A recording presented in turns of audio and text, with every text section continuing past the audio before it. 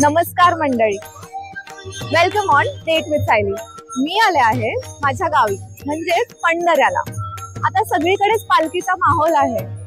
त्याच दरम्यान सासवड वरून निघालेली सोपान काकांची पालखी पंढरपूरकडे जाताना वाटेत माझ्या गावाकडे मुक्कामी असते। त्याच पालखीमधले काही लोक आमच्या घरी प्रसादाला येतात, म्हणजे जेवायला येतात। जवळपास 300-400 जण असतात। तोच सगळा सोहळा, त्याचा जल्लोष आज मी तुमच्यासोबत शेअर करणार आहे। चला या माझ्या घरी।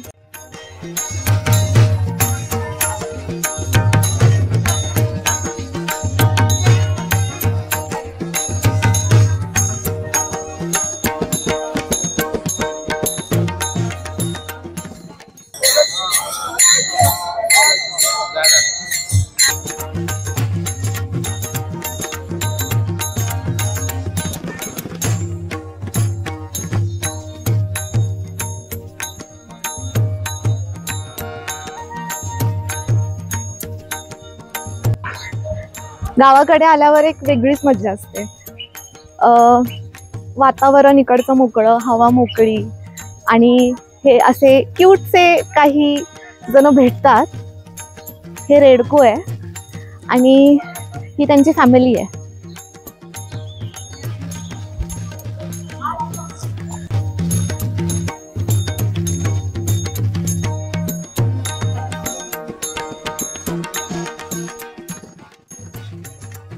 वारी म्हणजे भाविकांची हजारो मैलांची पायपीट। वारी म्हणजे एक श्रद्धेचा झरा।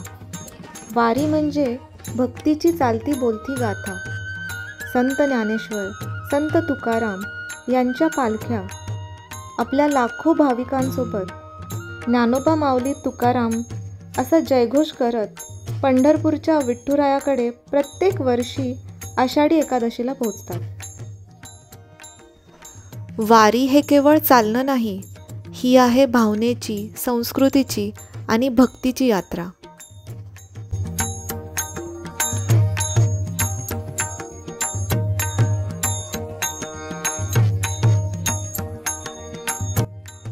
वारीतले मुख्य हिरो म्हणजे आपले वारकरी बंधू भगिनी। पांढऱ्या धोतर कुर्त्यात, डोक्यावर गांधी टोप्या, काठावर झेंडे, हातात टाळ, ओठांवर विठ्ठलाचे नाव, कधीही थकले नाही, कुठेही थांबले नाही।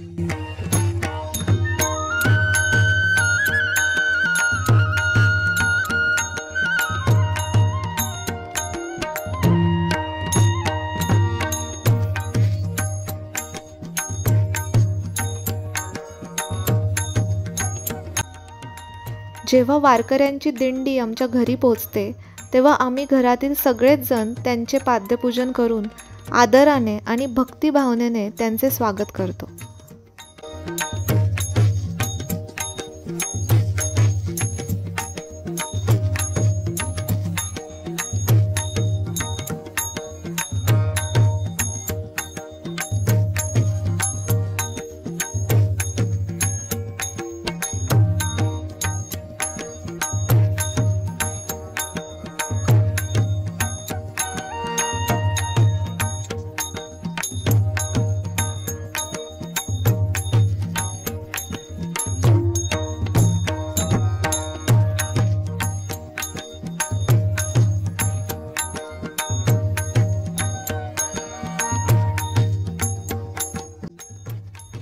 वारीमध्ये संगीत हे जिवंत असतं।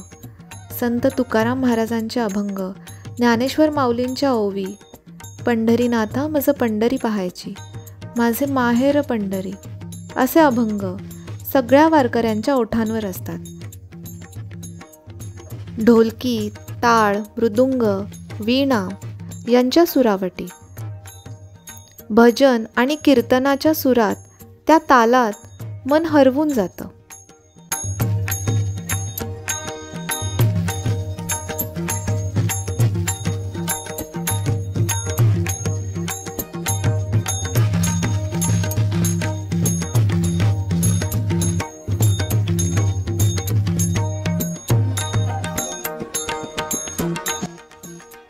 एका बाजूला ढोलकीवर जबरदस्त ठेका, दुसऱ्या बाजूला टाळांचा मधुर नाद.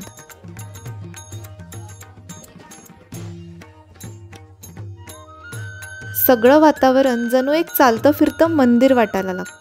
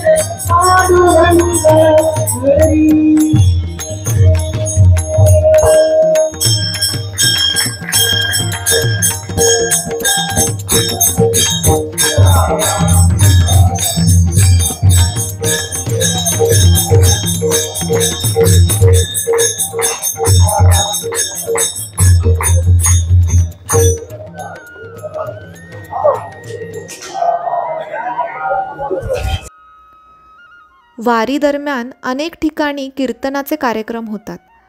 संतांचे विचार, ज्ञानेश्वरी, भागवत कथा, त्यातून ध्येय, धर्म, जीवनाचे तत्वज्ञान सर्वांना सहज आणि सोप्या भाषेत समजवले जाते.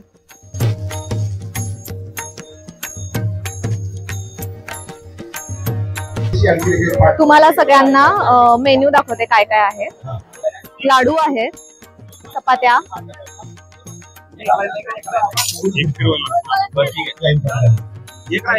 मटकी आणि वटाण्याची उसळ आहे, बटाट्याची भाजी आहे, भात, यात पण भाजीच आहे उसळ.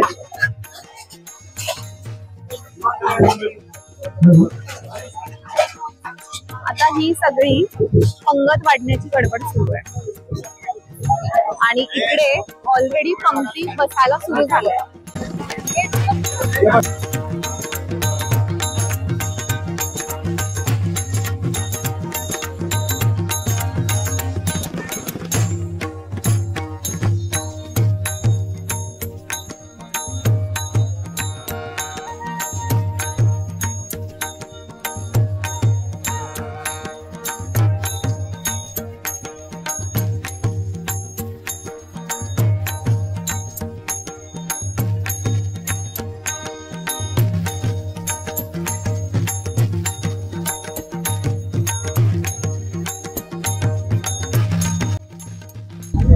नमस्कार माऊली. नमस्कार. तुमचं नाव? नितीन महाराज चोरगे. आणि तुम्ही कुठले आहात? राहटवडे, तालुका हवेली, जिल्हा पुणे. आमची वारकरी संप्रदाय प्रसारक मंडळ दिंडी संस्था राहटवडे या नावाने दिंडी संस्था आहे. अच्छा. आणि तुम्ही सासवड वरूनच निघता का दिंडी? हा, सासवड वरूनच आमची दिंडी निघते. सोपन काकांबरोबर. मी या दिंडीचा खजिनदार आहे. या दिंडीचे आमची राहटवड्यापासून ते सासवड पर्यंत पायीवारी आणि मग परत काकांबरोबर आमची पंढरपूर पर्यंत पायीवारी. कधीपासून वारी करताय तुम्ही? 1994 पासून अरे वा. आणि वारीमध्ये काही असा वेगळा अनुभव आला तुम्हाला? होता ना. कारण का काही वेळेस असं होतं की एकदा असा प्रसंग झाला की आमच्या गेल्या वर्षीचा प्रसंग, आमच्या बरोबर एक कुत्रा चालत होता. तो सासवड पासून ते पंढरपुरापर्यंत आमच्या दिंडीतच होता. पण गेल्यानंतर तिथं अचानक तो कुत्रा आमच्यापासून गायब झाला. अच्छा. आम्ही शोधाशोध पण केली, परंतु कधीच नाही दिसला. म्हणजे पांडुरंग सोबत चालत होते असं आमचं मत आहे. माझं तर ठाम मत आहे. कारण का काय होतं, असे खूप वारकरी पण भेटतात. आता आपण सगळे अन्नदान करतात, त्याच्यामध्ये पण पांडुरंगच आहे. तशी कुणाला बुद्धी होत नाही. इतर वेळेस कुणाला बुद्धी होणार नाही तशी, परंतु या वेळेस मात्र कशी बुद्धी होती, तर तो बुद्धी देणारा तो परमात्मा आहे. बुद्धी जाता तोच आहे. कारण ही वारी हा सर्वोच्च अनुभव आहे. आनंदाचा जो क्षण आहे, आनंद कशाला म्हणतात जीवनात, तर तो खरा म्हणजे वारी. ज्यांनी वारी केली ना, त्याला तो आनंद सांगता येणार नाही, पण तो उपभोगता येईल. कारण का त्या अनुभवाची गोष्ट आहे. आणि आनंद म्हणजेच परमात्मा. कारण का परमात्म्याचं स्वरूप आहे सच्चिदानंद हे परमात्म्याचं स्वरूप आहे. म्हणून जो परमात्मा आपल्यात आहे, तोच आपण जो आनंद घेतो वारीमध्ये, तोच यामध्ये अनुभवायला मिळतो. म्हणून परमात्मा आहे, आनंद स्वरूप परमात्मा आमच्या बरोबर आहे. रामकृष्ण. वारीत केवळ चालणं नाही, इथे आहे समता, सेवा, सहवास आणि सद्भावना. कोण गरीब, कोण श्रीमंत, कोण शहरातला, कोण खेड्यातला याचा फरक नाही. इथे सगळे एक समान. जर तुम्हाला हा अनुभव आवडला असेल तर नक्की तुम्ही एकदा पंढरपूर वारीचा अनुभव घ्या. भेटूयात आपण आपल्या नेक्स्ट व्लॉगमध्ये. जय हरी विठ्ठल.